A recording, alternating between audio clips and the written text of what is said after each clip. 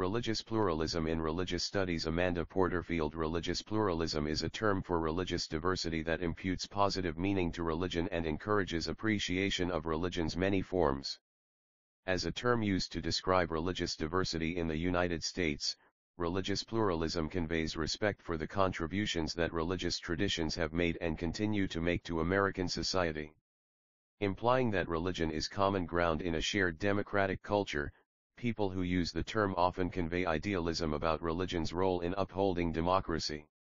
This idealism presumes that different traditions are intrinsically compatible, indeed, resources to be drawn upon for national unity and strength. Within academic studies of religion, religious pluralism has played an important role in expanding the horizons of many students and encouraging intellectual curiosity and open-mindedness. In this respect, religious pluralism fosters the liberal education, scholarly inquiry, and open exchange valued in academic life. Compared to exclusionary approaches to religion that hold one faith tradition up as true or superior and consider others to be false or inferior, religious pluralism marks an important advance in endeavors to understand peoples and cultures on their own terms. At the same time, though, religious pluralism operates to some extent like a religion itself, a conceptual framework of interpretation that rests in a universal and finally mystical understanding of religion and its essential importance for human existence. 2. Religious pluralism thrives in academic settings where instructors lead students to slip imaginatively into different religious worlds and belief systems. With students expected to be open-minded learners respectful of others, the classroom is well suited for such explorations. Removed from the communities, practices, and authority structures of lived religions, students in an academic class are exempt from pressures to conform to the religious beliefs and practices they are studying. Students can examine the structures of various belief systems and ritual practices, including their own, with an investigative spirit and sense of freedom that can be distinguished from participation in the behaviors, beliefs, and emotions that characterize particular traditions, and set those traditions apart from others. The repressive, violent, and antisocial aspects of religion are hard to ignore, but the significance of these aspects declines insofar as the purpose of interpretation is to appreciate religion's most enriching and beneficial aspects. As a model for thinking about religion and religious diversity, pluralism tends to lift up most inspiring and socially constructive aspects of religion, and downplay those aspects that fall short or fail to harmonize. Thus, from a pluralist approach, Islamist fundamentalism is more of a distortion than an authentic expression of Islamic faith. The Ku Klux Klan is not a true Christian movement, despite what its members say, but a misrepresentation of Christianity. Commitment to religious pluralism as an interpretive framework encourages idealized representations of religion that deflect skepticism and social criticism of religion.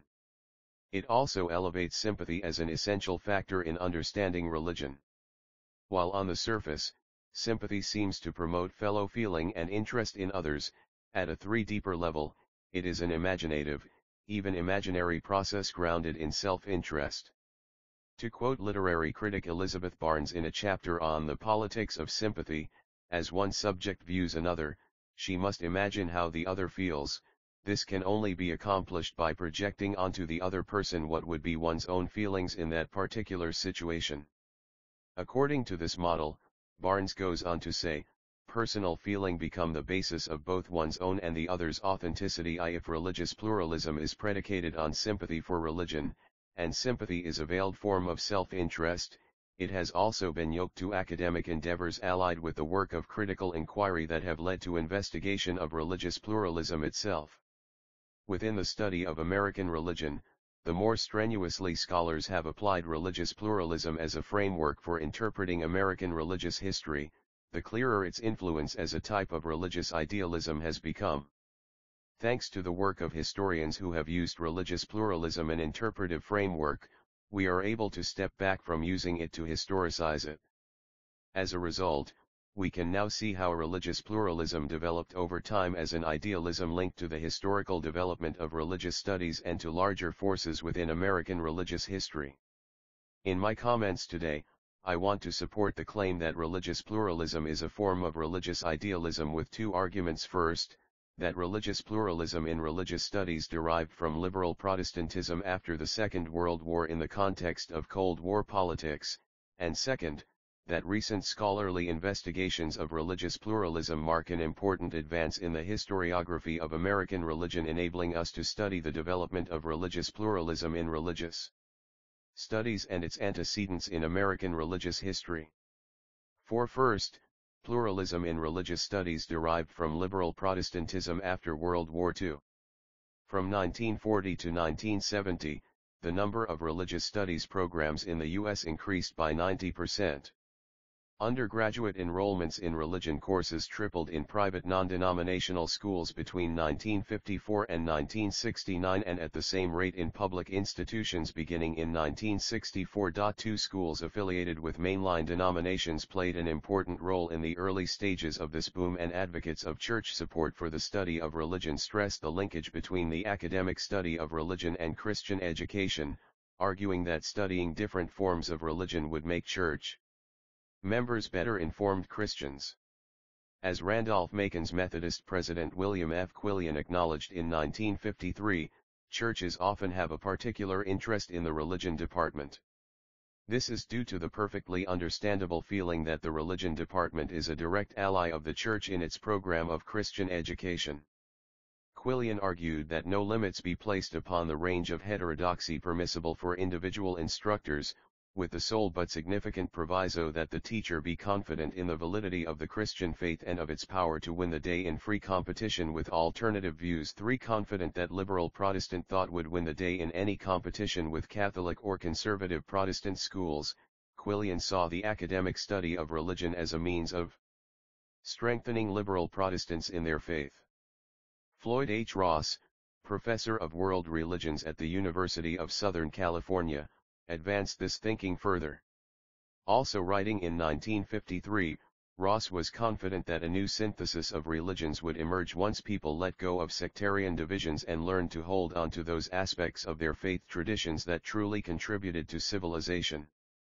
He linked this self-critical and pragmatic approach to religion with Protestantism in its broadest, most universal sense. Thus he praised medieval Jews for holding on to the civilizing aspects of their tradition, and thus for being exemplars of the Protestant spirit. Lifting pluralistic wheat from sectarian chaff was the true Protestant function of religion, Ross believed. In the modern era, no group was better trained to exercise that function than scholars of religion. 4. Like many of those who managed the growth of religious studies in the 1950s and 60s, Ross defined it as the antithesis of sectarianism and as a means of advancing interfaith cooperation. When advocates of religious studies in public universities faced concerns from colleagues in other departments about how religion could be studied without inviting conflict between representatives of different religious groups, they responded by pointing to the interfaith cooperation that already existed among Protestant churches. Robert S. Ecclesiastes, assistant professor at the Indiana School of Religion in the early 50s, explained how religion programs would build on the practice of interdenominational cooperation that mainline Protestants had developed over centuries. Ecclesiastes told those who feared bringing religion into public universities should know that exchanges of pulpits among ministers of different denominations is a familiar enough event. Such exchanges diminished rather than exacerbated sectarianism and were already providing the base of religious studies at some schools, Ecclesiastes explained. Reporting on meetings held in 1950 to explore the issue of teaching religion as part of the academic curricula in public institutions, Ecclesiastes pointed to the University of Iowa as a model.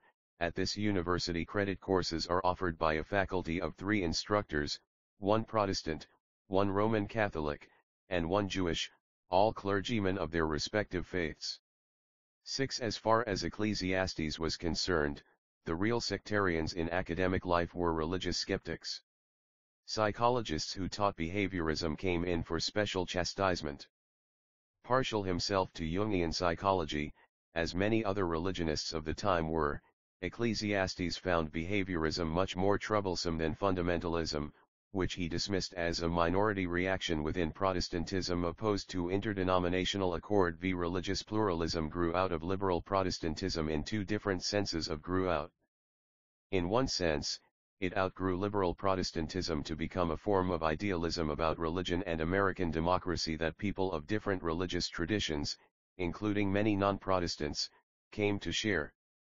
In this sense, religious pluralism emerged as a post-Protestant construct that promoted respect for different forms of religion and avoided triumphal, supersessionary rhetoric about Protestantism taking over.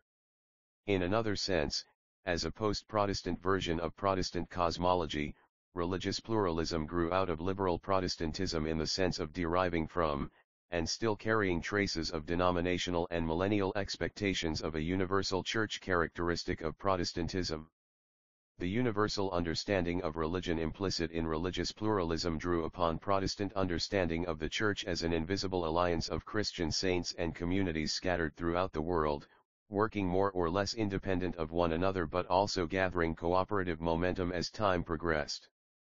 Before their partial erasure in religious studies, these denominational and millennial ideals flourished within liberal evangelicalism. Today, we tend to equate evangelicalism with intellectual and social conservatism rather than liberalism. But prior to the First World War, many modern, progressive religious thinkers considered themselves evangelicals. By the end of the 19th century, evangelical commitment to the social sciences and modern principles of social reform resulted in an evangelical alliance of unprecedented scope despite lack of participation by biblical literalists. As one of its chief promoters, Josiah Strong, described it in 1893, the Evangelical Alliance functioned as a committee of churches dedicated to new and more scientific ways of thinking about humanity that would enable the people of the church to take up their full responsibility as Christians and finally realize their social mission. 7. The liberal theology, social activism, and spirit of interdenominational cooperation characteristic of the Evangelical Alliance led to the founding of the Federal Council of Churches in 1908 and its successor, the National Council of Churches. Liberal evangelicals and the divinity schools they supported also paved the way for the extraordinary growth of religious studies after World War II and eventual establishment of academic programs in religion in most American colleges and universities. The term religious pluralism gained currency in the 1970s as multiculturalism and identity politics came to the fore on many college campuses. Affirmations of religious pluralism enabled faculty and students to endorse multiculturalism while minimizing some of the conflicts associated with identity politics. In its universalism, denominational approach to religion, and embrace of scientific ways of thinking about humanity and social reform, religious studies in its early days carried on much of the work of liberal evangelicalism. Proponents of religious studies in the 1950s and 60s often maintained that all religions held essential elements in common, and often assumed that universal human religiosity was a good basis for social progress and peace. Such an idealistic approach to religion and religious difference was not something people could easily imbibe from news reports about how religious actually operated in the world. But they could learn it in religious studies courses. The American college classroom was an ideal space for learning and practicing religious pluralism. The influence of continental philosophy contributed to this learning and practice, especially through the teachings of Mircea Eliade and Paul Tillich. Their neo-Kantian appeals to universal structures of human consciousness, and to a universal human quest for meaning at work in all the different cultures and religious traditions of the world, carried considerable sway in academic studies of religion during its era of great expansion from the 1940s through the 1970s. Eliade was a Romanian-born student of Indian yoga and Siberian shamanism who urged people to recapture some of the natural religiosity that primitives and mystics enjoyed. He promoted epiphanies of spiritual insight that revealed perennial structures of sacred time and space, and he denigrated historical thinking, suggesting that its deconstructive tendencies were responsible for making modern people alienated and unhappy. In a complementary appeal to subjective experience, the German-born Paul Tillich affirmed the existence of a universal, ultimately mystical realm of consciousness as the underground from which particular religions, and all forms of human art and expression, emerged. His teachings and those of Eliade influenced the academic study of religion at a critical juncture in its development, providing an idealist philosophical basis for conceptualizing religious pluralism and affirming its importance as a subject of study in American higher education. 89 In addition to the boost it got from the transcendental philosophies of Iliad and Tillich, religious pluralism derived support from the popular notion that religion was essential to American democracy. Commitment to religious pluralism developed as part of a larger cultural willingness to have faith in faith that was linked to Cold War investment in religion as a bulwark against godless communism.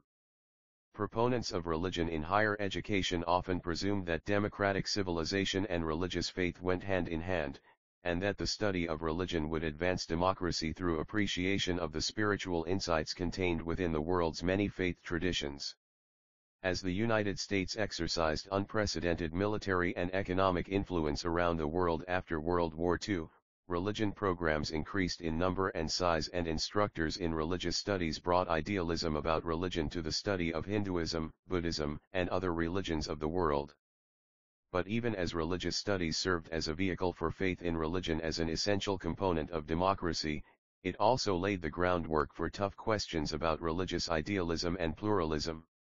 When historians of American religion began to use religious pluralism as an interpretive framework for tracing the history of religion in the U.S., the history brought the term down to earth, so to speak, as a subject for historical investigation. While scholars of comparative religion might proceed under the assumption that different religious traditions were different expressions of a universal ground of being, historians of religion faced the task of understanding how religious ideals played out in people's lives, how these ideals developed over time, and how they served some interests and obscured others. 10. Sidney Alstrom's monumental work, A Religious History of the American People, 1972, served as a major stimulant in this important historiographical process. Winner of the 1973 National Book Award and chosen as the religious book of the decade by the Christian Century in 1979, Alstrom's religious history appeared at a time when the concept of religious pluralism had gelled as an affirmative term for religious diversity, set loose from its Protestant origins, and deployed as a challenge to the authority of an elite Protestant establishment. Alstrom viewed respect for religious diversity as a good thing, but feared the prospect of religion run wild. Rather than lifting up religious pluralism as the culminating stage in the evolution of public spiritedness, as later proponents of pluralism would do, Alstrom worried that religious pluralism was not a sufficiently coherent base for a culture of shared responsibility for common life. At the end of his monumental one-volume effort to describe American religious history in all its diversity, he hoped that more evidence would emerge in the future of the compatibility between religious pluralism and commitment to the common good. 9. Alstrom worried that the emerging emphasis on religious pluralism coincided with the erosion of a shared sense of obligation to common life, and he thought that both conservative and liberal Protestants contributed to this erosion.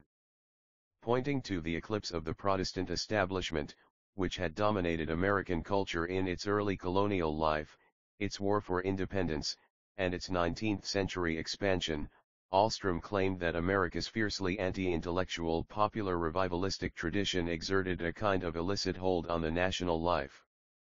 As for liberals, the Protestant establishment had lost its political clout because of its failure to formulate a scientifically informed 11 vision of social justice, and because of its own inequitable social structures, legal arrangements, patterns of prejudice, and power relationships. These Protestant failures had resulted in inadequate forms of leadership, continuing problems of racism and poverty, the escalation of the Vietnam War, and an unprecedented loss of confidence in American institutions. A rosier and much less Protestant-centered view came from Catherine L. Albanese's popular textbook, America, Religions and Religion, first published in 1981 and now in its 4th edition. As the first text to celebrate pluralism as the defining theme of American religious history, Albanese's book marked an important turning point in the study of American religion. She dislodged the grand narrative focused on the Anglo-Saxon and Protestant majority, and perhaps those most like them, who dominated the continent and its culture into the later 20th century, in order to tell a pluralistic story of many peoples and many religious faiths. She was especially interested in bumping the Puritans off their center pedestal as the first people of American religion, and made a point of not introducing them until readers were well into her narrative. Xi While Ahlstrom had worried about pluralism's disunity, Albanese discerned a larger cultural religion of the United States, a oneness that everyone knew was there but found hard to describe. The manyness and the oneness are interconnected, Albanese assured her readers, each affecting the other and both together writing American religious history. In this and in other writings, Albanese appealed to idealism about America and also to metaphysical currents available for spiritually minded people to tap into. These currents accommodated personal and cultural difference and facilitated harmonic coexistence. 1212 To explain how manyness and oneness could be connected, Albanese opened her history with the proverb of the elephant that blind men could feel and describe parts of but not comprehend in its entirety. 13 Albanese noted that Buddhists as well as Muslims claimed this proverb as part of their tradition. She borrowed it from these non-Protestant sources to offer a more mystical and more confident picture of religious pluralism in America than Ahlstrom had presented. As Diana Eck later would, Albanese drew parallels between American religious pluralism and non-Western forms of mysticism. In linking American religious pluralism to a vision of many different truths coexisting as part of a larger whole, both Albanese and Eck drew on Mircea Eliade's emphasis on the sacred as an essential component of human life and on Paul Tillich's mystical understanding of the universal ground of human consciousness. Trained as a scholar of modern Hinduism, Eck joined her knowledge and profound empathy for that tradition with her commitment to ecumenical understanding and cooperation as a divinity school professor and Methodist lay leader. In her book on religious pluralism in America published in 2001, her earlier CD on religious pluralism for college classes, On Common Ground, and the large-scale pluralism project at Harvard that has employed dozens graduate students to gather data on religious communities in the U.S., Eck has done more than anyone to promote appreciation for religious pluralism as a hallmark of American democratic life. President Bill Clinton awarded her the National Humanities Medal in 1998 for the work on the Pluralism Project.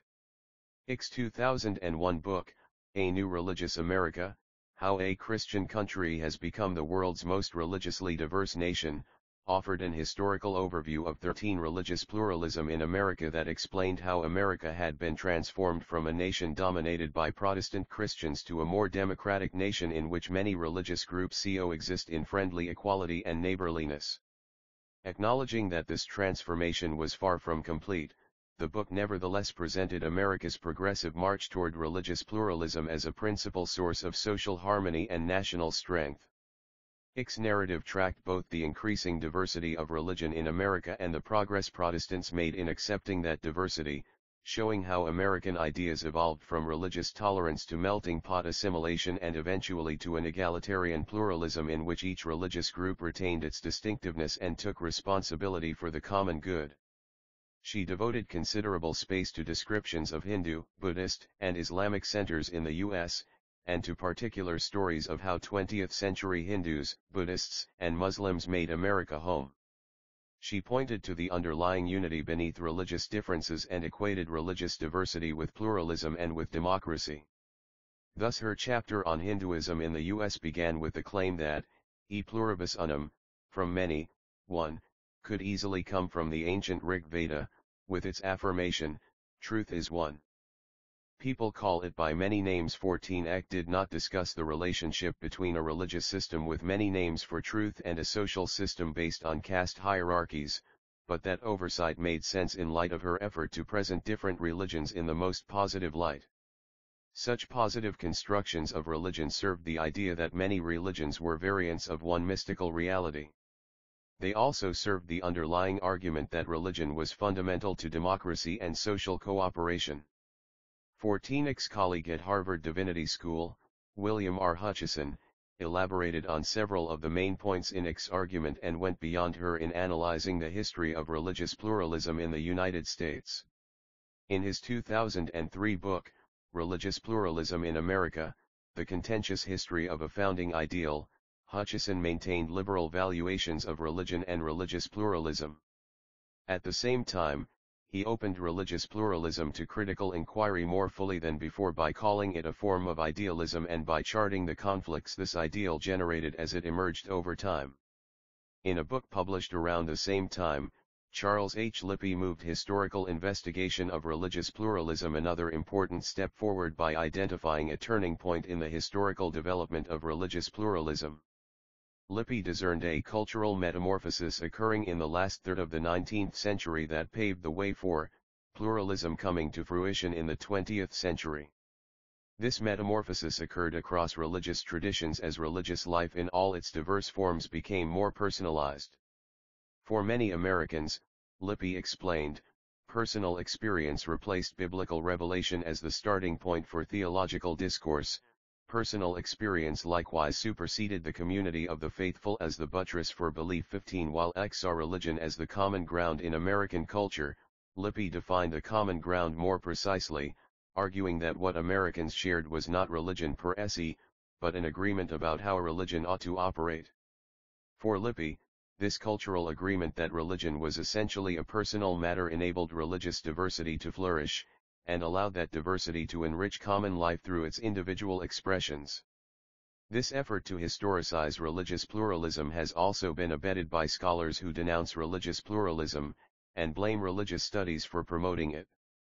In an 15 acrimonious but important book, D.G. Hart, a church historian at Westminster Theological Seminary, argued that the academic study of religion is a shoddy enterprise based on vague ideas about religion and religious pluralism and their contributions to democratic civilization. In his 1999 book, How the University Got Religion, Religious Studies in American Higher Education, Hart called for a halt on trying to secure a religion-friendly university. He condemned mainline Protestants for trying to water down religion to make it relevant in a modern world and pointed to the origin of religious studies in mainline Protestant efforts to salvage the connection between religion and American culture. Denouncing tenure and promotion as so much hay and stubble and calling faithful academics to abandon universities and commit themselves instead to the enduring rewards of new heavens and new earth, Hart held out the prospect that stronger institutions of religious learning would appear as the liberal university crumbled under the weight of its corrupt standards and intellectual confusion. 16 However quixotic his crusade against the modern university, Hart's discussion of the origins of religious studies in mainline Protestantism makes an important contribution to the historiography of religious pluralism. His alienation from liberal interpretations of religion, and from liberal efforts to make the study of religion a humanizing influence in higher education, enabled him to discern idealistic assumptions within conventional concepts of religion and religious pluralism. Even more important, his history of the development of religious studies in the 1940s and 50s helps us see the role that religious studies played in advancing religious pluralism. As Hart showed, advocates for religious studies in the 1940s and 50s believed that the academic study of religion would serve as a vehicle for inculcating modern liberal democratic values.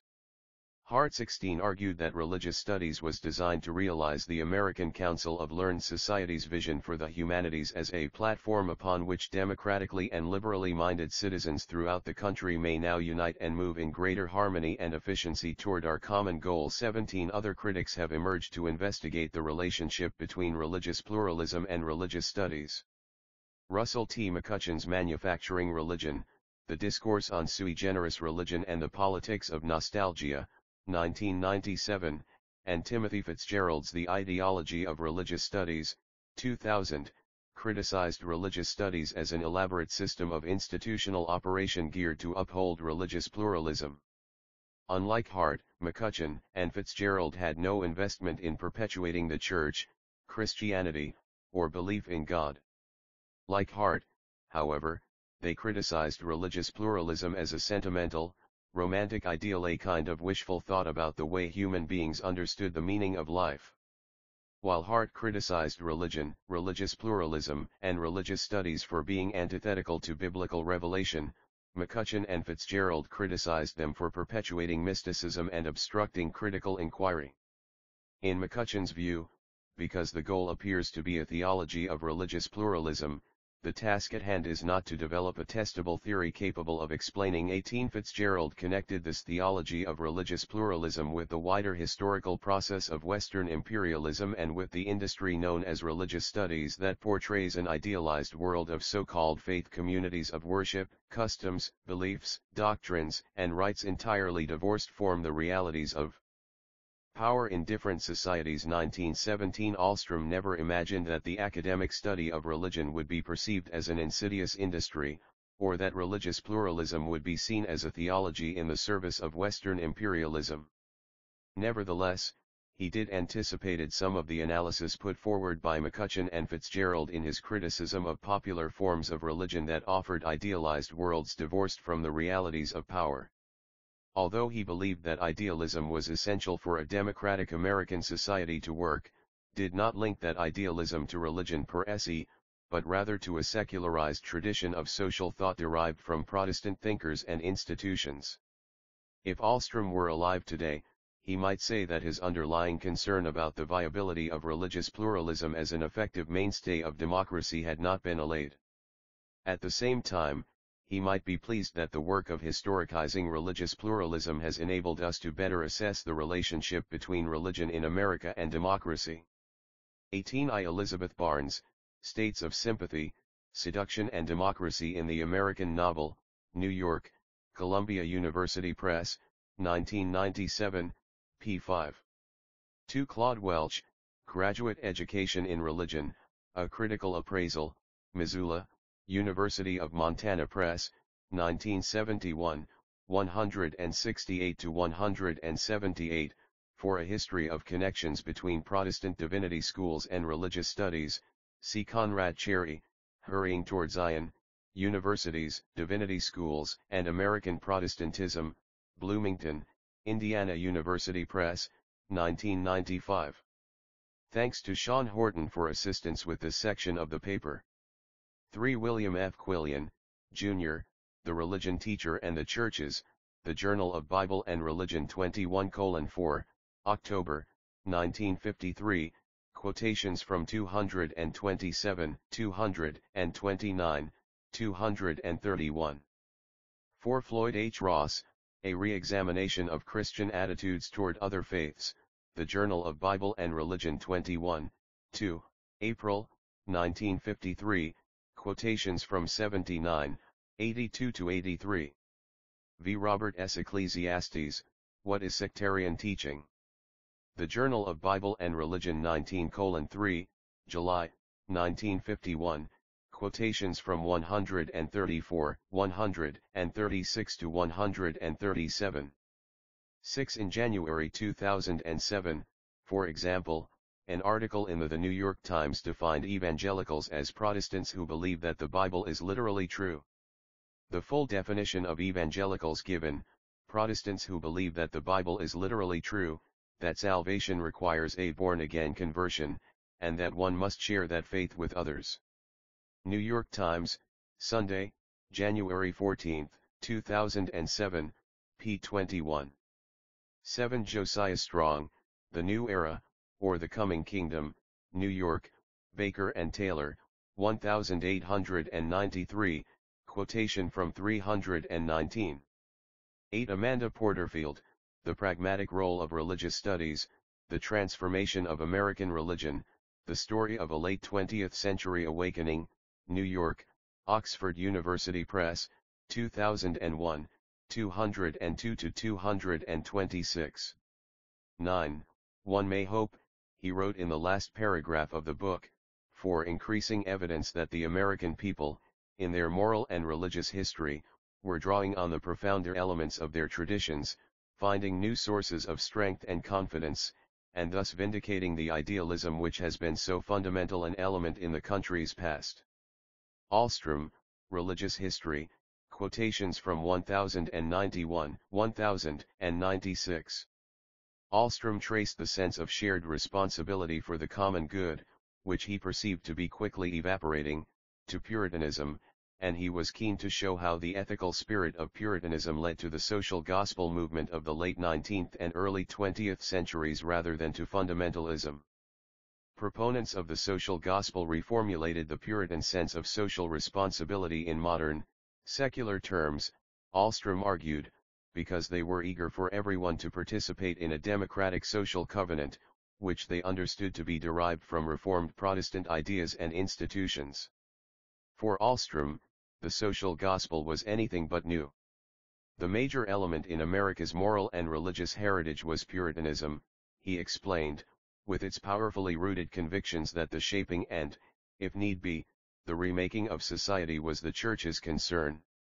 Sidney Ahlstrom, A Religious History of the American People, New Haven, Yale University Press, 1972, quotation from 787. X. Ahlstrom, Religious History, quotations from 1090 and 1093.